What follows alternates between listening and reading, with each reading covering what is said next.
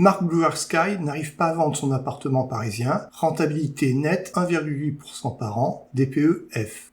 Bonjour les amis, je vous ai souvent dit que l'investissement direct en immobilier locatif n'était pas l'investissement que je préférais, car je considère que c'est un investissement qui est peu rentable et qui n'est pas du tout passif. Donc je suis content que Marc Blue Sky sur sa chaîne Objectif Renta ait fait 2 vidéos pour nous parler de sa tentative de revendre son investissement locatif dans un studio à Paris, car dans sa vidéo, Marc nous donne tous les détails qui permettront d'analyser la rentabilité réelle d'un investissement locatif sur Paris. Donc cette vidéo sera un peu une étude de cas, je vais vous donner tous les détails de cet investissement, et bien sûr vous donner mon avis en tant qu'investisseur. En particulier, on fera une analyse rationnelle pour savoir si, lorsqu'on a un investissement qui est peu rentable, il est préférable de le garder, ou plutôt de s'en débarrasser le plus vite possible, par exemple pour pouvoir investir dans un autre actif qui serait beaucoup plus rentable. Si vous vous intéressez à l'investissement, cette vidéo devrait vous intéresser car je vais parler de principes importants que tout investisseur devrait connaître. Je vais parler de l'ajustement de la rentabilité par les prix, on verra aussi à quel moment il est souhaitable de prendre ses pertes, et très important, comment éviter les biais psychologiques qui peuvent vous faire perdre beaucoup d'argent.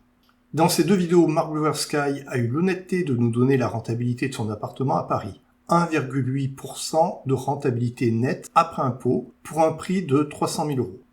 Mais plus loin dans ma vidéo, je vous expliquerai pourquoi je considère qu'en fait, la rentabilité pour un investisseur sera inférieure à 1,8% par an. Car au départ, Marc Blue Sky a essayé de vendre son studio 315 000 €. Pour commencer, le mieux est que je laisse la parole à Marc pour présenter son appartement. Il s'agit d'un studio de 26 mètres carrés, super bien placé du côté de Trocadéro. On est à 50 mètres de l'avenue Kléber. C'est vraiment un beau bébé. Superbe immeuble, tout de standing, ascenseur, étage élevé, surcour, une petite merveille. Voilà. C'est pas parce que c'est mon appartement que je vous dis ça, mais c'est vraiment une petite merveille. Donc a priori, aucun problème pour vendre un tel appartement. Pourtant, tout ne s'est pas passé comme prévu. Je l'ai mis en vente. Et là, stupeur, je m'attendais à ce que tout le monde se jette sur mon appartement et là pas du tout. Alors je sais que le marché à Paris est un petit peu en berne, depuis quelques années, il a perdu 10 à 20%, donc je m'attendais pas non plus à des milliers de demandes, mais j'ai vraiment presque rien eu. En fait, j'ai eu aucun particulier en fait qui s'est intéressé à mon appartement, qui m'a envoyé un message sur Le Bon Coin. Alors je l'ai mis à combien pour 26 mètres carrés? Je l'ai mis à 315 000. Ouais, mais c'est Paris, les gars. Me mettez pas en commentaire, c'est trop cher, etc. J'ai pris le top de meilleurs agents. J'ai considéré que mon appartement, il était magnifique. C'est pas normal, c'est mon appartement. Il n'a aucun défaut. Il est calme, il est super bien placé, il est dans une belle copropriété. Dans sa vidéo, Marc Blue Sky donne même le montant du loyer actuel, 970 €. Et ce loyer ne peut pas être augmenté car à Paris, il y a un plafonnement des loyers. Marc donne également le montant des charges annuelles, 3 000 € par an, ce qui peut sembler très élevé. Pour un 26 mètres carrés, on pourrait plutôt s'attendre à des charges entre 650 et 1040 €. Car en France, en moyenne, il faut compter entre 25 et 40 € par mètre carré pour les charges. Alors d'accord, les charges sont généralement plus élevées à Paris, mais pour l'appartement de Marc, les charges s'élèvent quand même à 115 € par mètre carré, ce qui peut sembler quand même très élevé. Surtout que Marc le dit lui-même, cet appartement n'offre pas de service exceptionnel. En tout cas, si vous cherchez à acheter un logement, il me semble important de vérifier que les charges ne sont pas trop élevées. Car d'une part, cela va vous pénaliser pendant toute la durée de détention du bien, aussi bien si vous l'occupez, ou alors si c'est un investissement immobilier, ça va énormément faire baisser votre rentabilité. Et également, très important, si les charges sont très élevées, bien sûr, ça va être beaucoup plus difficile de revendre votre bien. Mais le plus important en tant qu'investisseur, c'est la rentabilité locative du studio de Marc. Et pour moi, en tant qu'investisseur, c'est vraiment cette rentabilité nette après impôt qui va déterminer si j'investis ou non sur un actif. Je vais donc me positionner en tant qu'investisseur potentiel. Donc, il ne faut surtout pas oublier d'ajouter les frais notaires au prix d'achat. Pour un prix de 315 000 € à Paris, on devrait payer 23 700 € de frais notaires, soit un prix total de 338 700 €. Et étant donné le loyer de 970 € par mois et les charges, on aurait une rentabilité nette après impôt de seulement 1,53% par an. Et encore, je devrais tenir compte du fait qu'à un moment ou l'autre, entre 2 locataires, le bien va être vacant.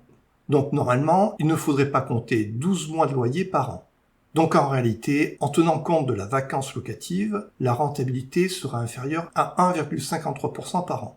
D'autant plus que sur une petite surface, on est ici sur un studio, la vacance locative est plus élevée.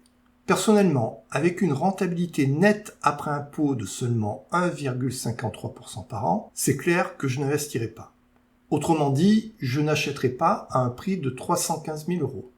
Et vous, dites-moi en commentaire, quelle est la rentabilité minimale que vous recherchez pour un investissement immobilier et pour un investissement en général. Et de plus, pour un investisseur, le plus important n'est pas la rentabilité, mais la rentabilité hors inflation. Par exemple, avec une inflation de 2% et une rentabilité de 2% par an, en réalité, vous ne gagnez rien. Vous avez une rentabilité après inflation nulle. Car avoir 100 euros l'année d'avant ou 102 euros cette année vous permettrait d'acheter exactement la même quantité de choses. Puisqu'avec 2% d'inflation, ce qui l'année d'avant coûtait 100 euros coûtera aujourd'hui 102 euros. Donc si vous avez une rentabilité égale à l'inflation, en fait, vous ne faites que conserver votre pouvoir d'achat. Et bien sûr, tout investisseur doit viser une rentabilité supérieure à l'inflation s'il veut s'enrichir. Or, comme vous le voyez sur ce graphique de l'INSEE, au passage un petit coucou à mes anciens collègues de l'INSEE, de 2000 à 2024, il y a quand même eu 15 années sur 25 où l'inflation a été supérieure à 1,53%. Et depuis 2000, l'inflation moyenne a été de 1,7% par an. Autrement dit, avec un investissement à 1,53%, vous vous seriez appauvri, vous auriez perdu en pouvoir d'achat. Donc je trouve assez logique que Mark Blower Sky n'ait pas trouvé d'acheteur pour son appartement au prix de 315 000 euros. D'autant plus que le studio de Mark a une note DPE F, ce qui signifie que son appartement sera interdit à la location au 1er janvier 2028, soit dans seulement 2 ans et demi. Alors bien sûr, il y aurait la possibilité de faire des travaux pour obtenir une meilleure note DPE. Mais il faudrait encore injecter plusieurs dizaines de milliers d'euros pour réaliser ces travaux. Et pour autant, sans pouvoir louer le bien plus cher à cause de l'encadrement des loyers à Paris. Donc si on augmente le capital qu'on place dans l'appartement sans pour autant augmenter les revenus, on fera encore baisser la rentabilité de ce studio. Et on pourrait alors approcher une rentabilité de 1,4% par an. Ceux qui me suivent régulièrement savent que d'une façon générale, je ne suis pas emballé par l'investissement immobilier direct pour de multiples raisons.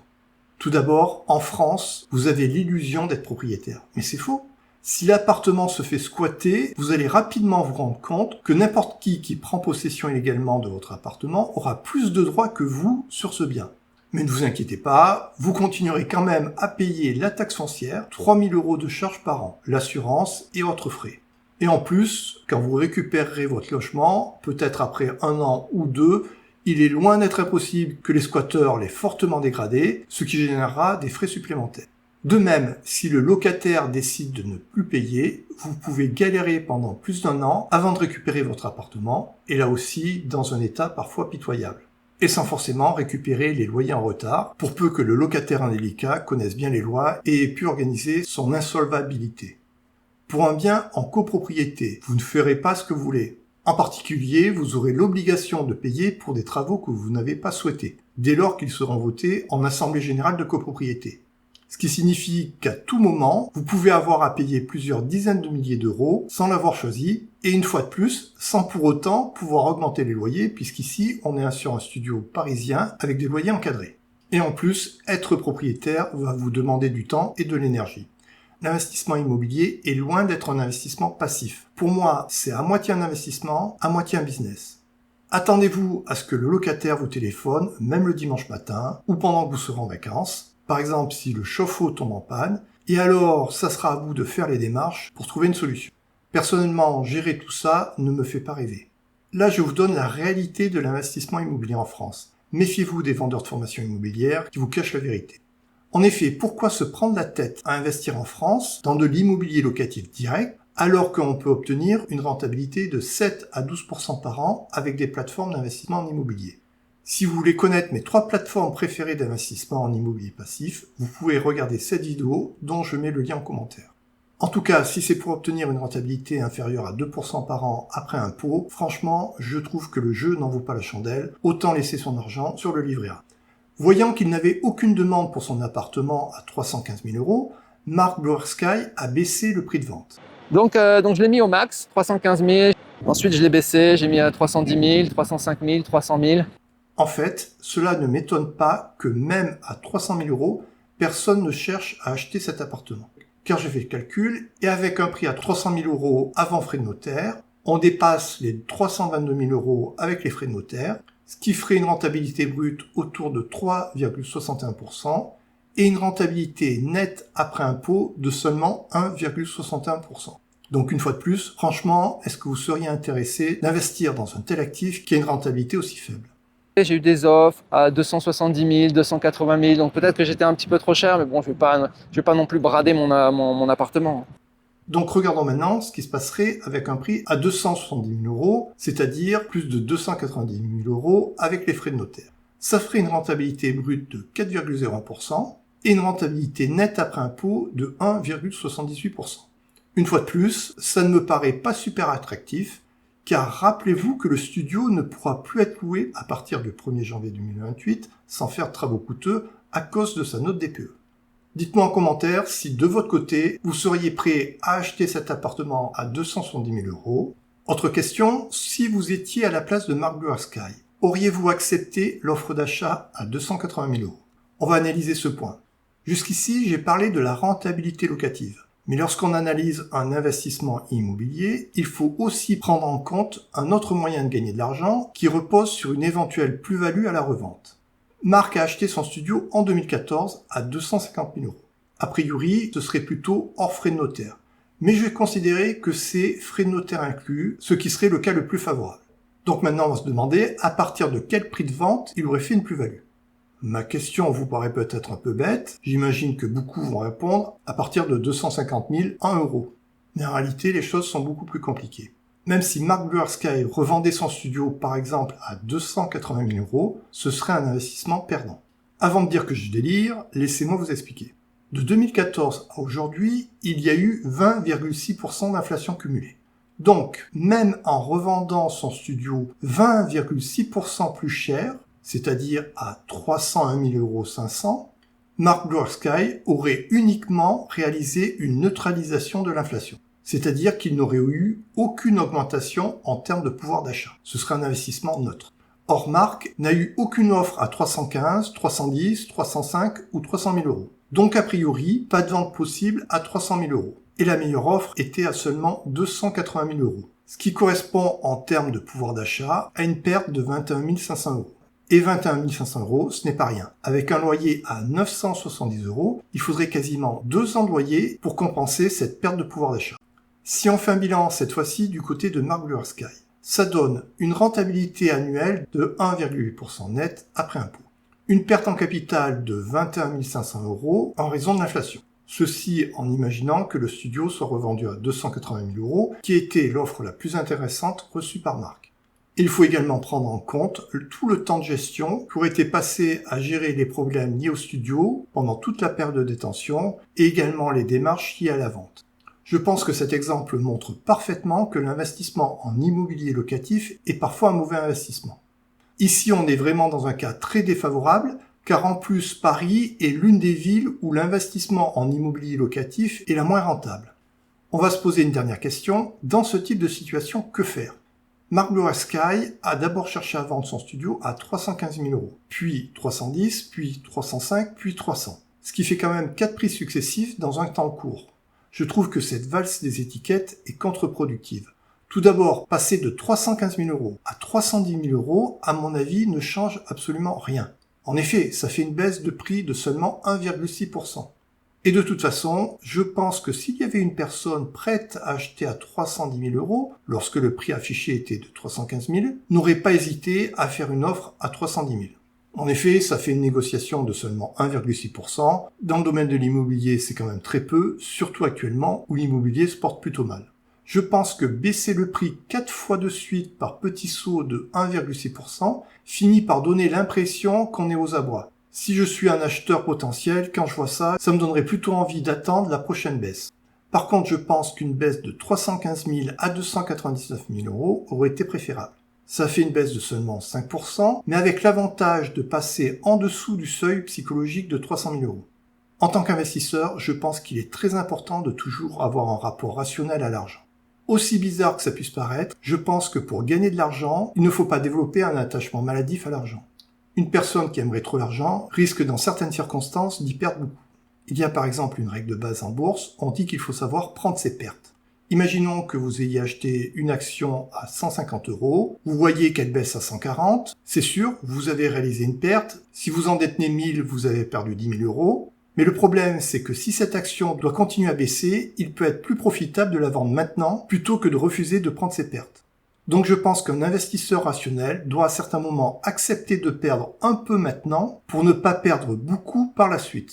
Alors bien sûr, il faut prendre le temps d'analyser chaque situation. Je ne suis pas en train de dire qu'il faut vendre dès la première baisse, mais il y a certaines circonstances où il faut savoir prendre des pertes. Et ici, on peut rencontrer un biais psychologique chez certaines personnes. Et ce qui est certain, c'est que c'est très difficile d'être un bon investisseur si on n'arrive pas à être rationnel avec l'argent. Car en matière d'investissement, ce sera souvent des biais psychologiques qui vont vous faire perdre de l'argent. On peut aussi constater que si l'offre la plus élevée a été de 280 000 €, c'est peut-être bien que le prix initial de 315 000 € était trop élevé. Car on l'a vu, même à 280 000 €, cet investissement donnerait une rentabilité nette après impôt pour l'acheteur de seulement 1,72 %. Donc quand on regarde les choses de façon rationnelle, c'est quand même un peu difficile de partir de l'idée qu'un acheteur à 280 000 € ferait l'affaire du siècle et qu'on a bradé le prix de son studio. Tous les investisseurs vous le diront, le marché a toujours raison. Si dans une ville comme Paris, où il y a quand même pas mal de demandes, on n'arrive pas à vendre, à mon avis, le constat est simple, c'est que le prix est trop élevé. S'il était réellement intéressant d'acheter à ce prix-là, ne vous inquiétez pas, vous auriez trouvé un acheteur. Généralement, les investisseurs ont une cible de rendement et ils ne veulent pas descendre en dessous. Et ensuite, il y a ce qu'on appelle un ajustement du prix par rapport au rendement. Plus vous payez un appartement cher, plus faible sera sa rentabilité locative. Pour un prix donné, l'investisseur va calculer la rentabilité associée, et s'il considère que cette rentabilité est trop faible, il va proposer un prix plus faible pour arriver à un niveau de rentabilité qui lui paraît satisfaisant. Au moment où je tourne cette vidéo, le livret A donne un rendement de 2,4 % par an net d'impôts. À partir de là, je trouve que c'est étonnant qu'il y ait des personnes qui investissent sur des biens immobiliers avec une rentabilité inférieure à 2,4 % après impôt. Et il n'est pas nécessaire d'être un génie de la finance pour trouver des milliers d'investissements qui offrent une rentabilité supérieure à 1,8 % par an après impôt.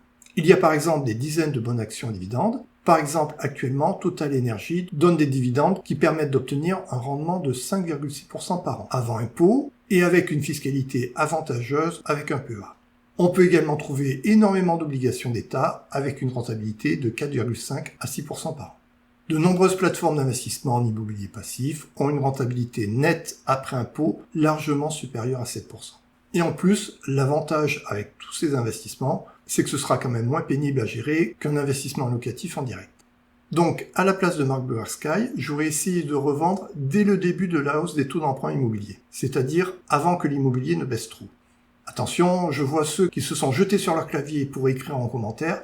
C'est facile de dire cela maintenant qu'on connaît que l'immobilier a baissé. Cette baisse n'était pas prévisible. Alors je vous passe un extrait de ma vidéo du 28 juillet 2023 dans laquelle j'expliquais en détail l'impact de la baisse des taux sur la baisse de l'immobilier.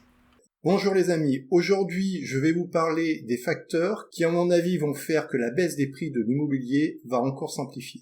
Le principal facteur de baisse va être l'augmentation des taux des emprunts immobiliers. Donc je considère qu'il était assez prévisible que l'immobilier allait baisser. Donc comme je le disais, si j'avais eu des investissements locatifs à Paris, j'aurais essayé de les revendre lorsque le taux des prix immobiliers était en hausse. Mais maintenant regardons la situation actuelle. Je pense qu'il serait préférable de vendre même moins cher, car laisser 300 000 € placés à 1,8 % après impôt ne me semble pas très intéressant. Marc nous a dit avoir reçu une offre d'achat à 280 000 €. Dans la situation de Marc, j'aurais tout d'abord tenté de faire une contre-offre à 290 ou 285 000 €. Prenons le pire des cas où l'acheteur potentiel persiste sur son offre à 280 000 €. Et regardons ce qui se passerait si on l'acceptait. Par rapport au dernier prix proposé par Marc, 300 000 €, ça ferait une perte de 20 000 €. Pour un prix de 300 000 €, le studio de Marc lui donne un rendement de 1,73 %, soit 5 190 € de revenus par an après impôt. Une fois son appartement vendu, Marc pourrait placer les 300 000 € récupérés sur des placements financiers plus rentables. Même un investisseur moyen pourrait trouver une multitude de placements financiers peu risqués avec un rendement de 5% par an avant impôt. 300 000 euros placés à 5% permettrait de gagner 15 000 euros par an avant impôt. Dans le pire des cas où l'on sera imposé à la flat tax à 30%, ça fera un gain de 10 500 euros par an après impôt. Donc maintenant, on gagnerait 5 310 euros par an de plus que si on avait gardé le studio. On est dans une situation où Marc aurait vendu l'appartement 20 000 euros de moins que le prix qu'il souhaitait, et ces 20 000 euros pourraient être récupérés en seulement 3 ans et 10 mois grâce au supplément de gains que l'on réalise chaque année par rapport à ce qu'on gagnerait si on avait gardé le studio. Et dans ce raisonnement, j'ai pris la situation la pire sur tous les paramètres. Vente à seulement 280 000 euros, placement financier à seulement 3,5% après flat tax. Je ne doute pas que Mark Blue Air Sky puisse faire beaucoup mieux. Et en plus, il y aurait d'autres avantages pour Mark Blue Air Sky de réaliser cette vente. Tout d'abord, il aura un gain de temps libre, puisqu'il ne perdrait plus de temps à gérer la location de son studio. Il y a également un point qui me semble très important. Actuellement, Mark Blue Air Sky est surexposé à l'immobilier parisien. Je l'ai entendu dire dans plusieurs de ses vidéos qu'il avait 4 appartements à Paris, ce qui ferait facilement 1 million d'euros. Et dans une autre vidéo, il dit avoir dans les 3 millions d'actifs financiers. Ce qui signifie qu'actuellement, il aurait de l'ordre de 1/3 de son capital investi en immobilier à Paris. Cela me semble très peu diversifié, ne serait-ce qu'avoir 1/3 de son capital investi en immobilier en France manque de diversification. Mais en plus, l'investissement est ici concentré dans une seule ville. Et en plus, Mark Blue Air Sky dit lui-même qu'il est très pessimiste sur l'avenir de la France. Donc il me semblerait préférable de ne pas garder plus d'1/3 de son capital dans un pays dont on considère que l'avenir économique est sombre. Donc si Marc revendait son studio parisien, cela lui permettrait d'avoir un portefeuille d'investissement qui commencerait à être un peu diversifié. Et en plus, rappelez-vous, au 1er janvier 2028, l'appartement de Marc sera interdit à la location car il est en DPE F. Donc je ne sais pas quelle va être la stratégie de Marc, soit faire des travaux dans son studio avant 2028 pour améliorer le DPE, mais dans ce cas-là, ça risque de lui coûter autant qu'il perdrait à revendre à 280 000 euros, et pour autant sans avoir la possibilité d'augmenter le loyer du studio puisqu'il y a un encadrement des loyers. Ce qui signifie que s'il fait des travaux, il va encore faire baisser la rentabilité de son investissement qui est déjà très faible. Autre possibilité, si Marc souhaite revendre avant 2028, plus on va s'approcher de 2028, plus les acheteurs vont lui proposer un prix bas, avec l'argument béton qu'ils vont devoir faire des travaux avant 2028 pour garder le studio en location. Dites-moi en commentaire ce que vous pensez de mon analyse. À la place de Mark Blue Air Sky, auriez-vous vendu ce studio? À quel prix? Autrement dit, pensez-vous qu'il est préférable de garder les 300 000 euros investis à 1,8% par an ou de chercher une alternative plus rentable? Et bien sûr, Marc, si tu souhaites répondre, n'hésite pas à le faire, soit ici en commentaire, ou si tu préfères, on peut faire une vidéo pour en débattre. Dites-moi en commentaire si cela vous intéresse que je fasse d'autres analyses de cas comme celle-ci. Et une fois encore, merci à Marc d'avoir partagé les détails de son investissement locatif à Paris. Il y avait tous les chiffres qui permettaient de discuter sur un cas concret. C'est beaucoup plus intéressant que de faire des analyses générales et abstraites. Ma vidéo de mercredi prochain sera également très concrète. Je vous ferai le bilan de mes investissements depuis plus de 2 ans. Il sera très intéressant de comparer la rentabilité sur 2 ans de la bourse, des SCPI, de l'assurance vie, du crowdfunding immobilier, du P2P crowdfunding et de l'investissement immobilier passif. Et comme toujours sur ma chaîne, avec les rentabilités réelles obtenues sur tous ces actifs. Donc à très bientôt pour une nouvelle vidéo.